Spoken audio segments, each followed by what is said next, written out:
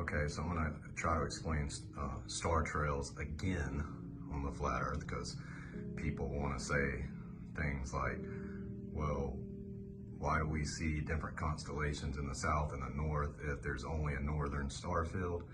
Well, from this position, it looks like a northern star field. It looks like it's just over the north, and that's it. But that's not the case. And if you look up, you can see how I'm projecting it in. So I'm just projecting it onto the ceiling, and then the dome is showing it. And you can see the projector back there between the telescopes. So we have this super reflective ceiling above us, a superfluid layer and a dome. The dome is most likely crystalline of some sort. The superfluid ceiling acts like a two-way mirror, and that's what gives us this star trail phenomenon of the Arctic motion and the anti-Arctic motion of the luminaries. So again, you see projecting it into the ceiling here, and the projector's down there. But when I come up from above and look down, you can clearly see that that same star field covers the entire realm. So it's not just a northern star field. And what you're seeing is at the equator, you get this converging and diverging zone of arc and anti-arc on either side of the equator. And that's caused by the super reflective mirror type dome and superfluid ceiling that is also acting as a two-way mirror. So it's because of that that we have the northern and southern star trails, and we have different stars in the north and in the south. However, we do see the same constellations in the north and south at times, depending on the time of year, like Orion, for example. So you're seeing clearly the star field covers the entire realm. It's projected in from the ceiling. You come back and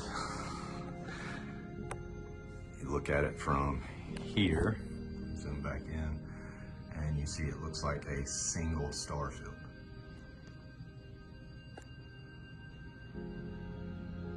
Rotating one direction. The interesting thing is when you come in, you get that anti-rotation effect. So you see how it looks like it's rotating opposite in the south as it is in the north. When you come in close, you get that anti-rotation. But you saw it's one star field stretched across the entire realm, which also fits scripture because it says he stretches the north out over the empty places.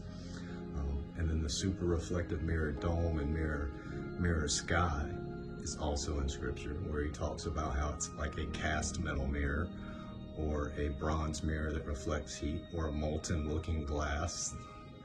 All of that would do this. All of those things, all of those descriptions cause this phenomenon. So when we test what the scriptures say about our sky, we actually see that the phenomena that we observe in real life fit that modeling.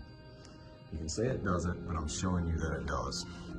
The interesting thing is when you come up here and you see that rotation and anti-rotation, see how it follows no matter where you go?